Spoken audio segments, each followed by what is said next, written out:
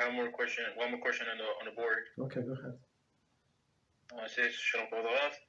I heard in a Shiur that in regards to Gilgulim, a person always retains their old position.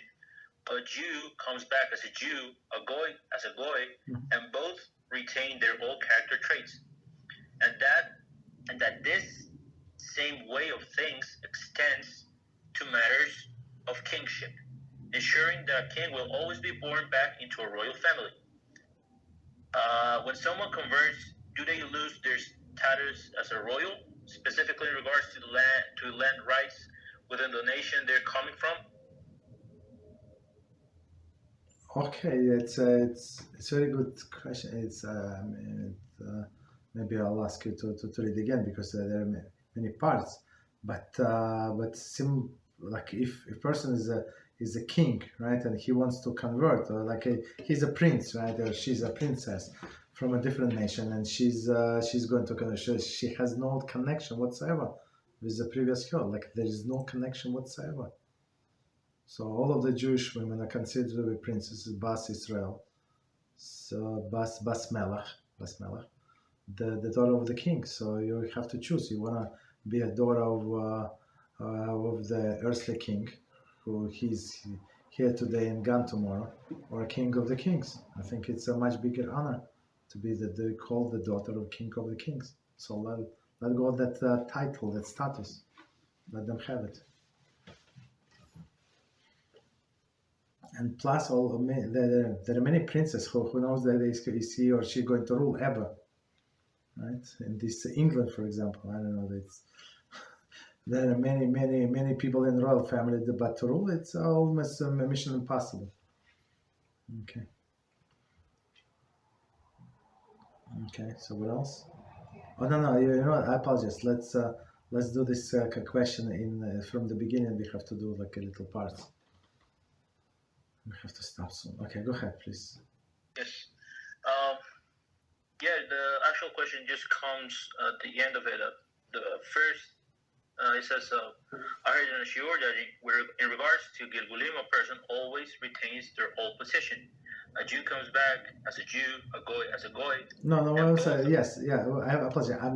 I'm going to interrupt you because there are many pieces. So okay, so it is true, but sometimes there is, as we just said, as we said before, there is exception when a Jewish person is punished like that, and he's sent in a non-Jewish body, or at least he thinks he's not a Jew, and so now he has to earn his way back, right? So it's not like he is born a non-Jew. He was born a Jew. It is true. So not to confuse us.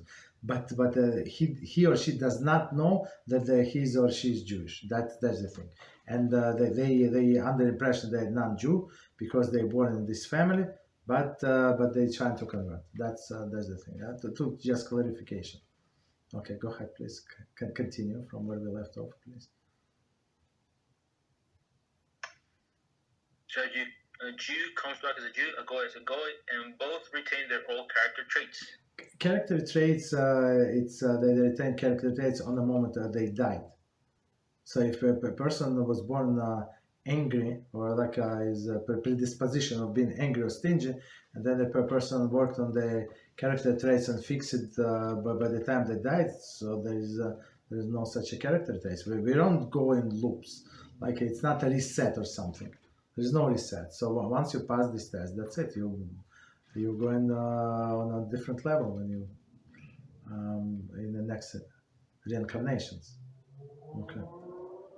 So go ahead, please continue. Okay, so they're all character traits, and that this same way of things extends to matters of kingship, ensuring that a king will always be born back in a royal family. I'm not so sure about it. Not 100%. So because it depends what they need to fix in the next life. So if in next life they have to be a poor person, so they're not going to be in a royal family, or a royal family that is very very poor. And in a sense, so there is not like a guarantee if they're a king, he was next next reincarnation they're going to be born in a ruling party of the king. Not necessarily, because it's not about physical status. Physical status is irrelevant. It's about spiritual status. For a person, Hashem creates for a person these circumstances, life circumstances, that he or she can go through this life and fix whatever they fix. Like, well, what is the purpose to have a king? So kings, whatever they can do is very, very, very limited. They have very limited like exposure to challenges that other people have.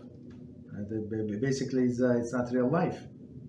So we cannot learn a lot from the kings, and they cannot fix many things. But if they're born like normal person who needs to work to pay their rent, that's a different story. And to work to buy their own groceries, and sometimes it's you have to choose.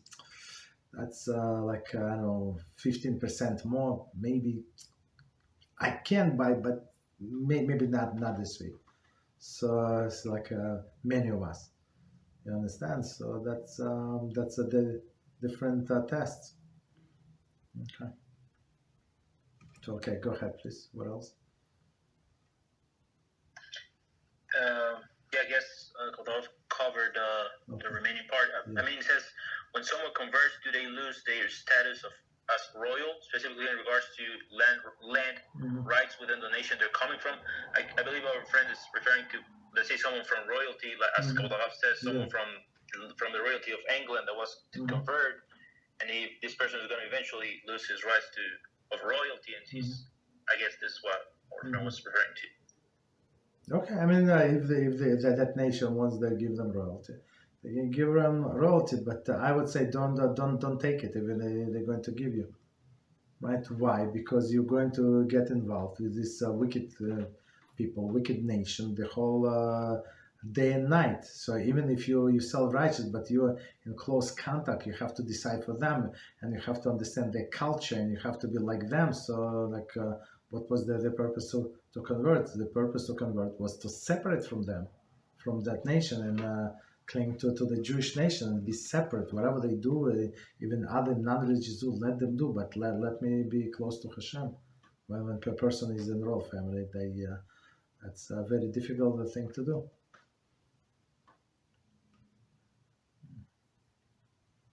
Okay, it was.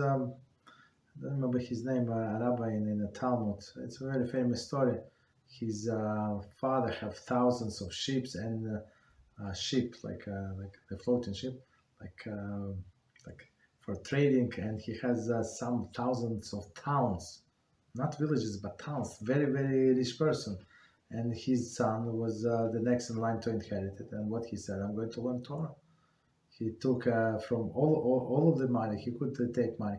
He took on one sack of wheat or flour, and then he went to make himself bread, whatever the minimum thing to survive, and went to learn Torah. Just dump everything. Well, what happened to the whole empire? I don't know what happened, but I know what happened to empire. I don't know who became manager. I don't know who inherited. I don't know all of this, but I know that about this rabbi we're still talking today. That's what important. This status, who needs that? You're welcome. So were there times in history where people from royalty converted and they still didn't lose their royal rights, right? Like I believe Onkelos was one of them, right? Onkelos was next in line to be the Caesar in England. I think he was Onkelos was nephew of the Titus, right? If I remember correctly. And he said, okay, you Romans, you do whatever you want. And the people said, no, you can achieve so much. You can teach them Judaism, this and that. No, just leave that's advice of Eitz Hara. So you do and you be holy. Don't do all of these things.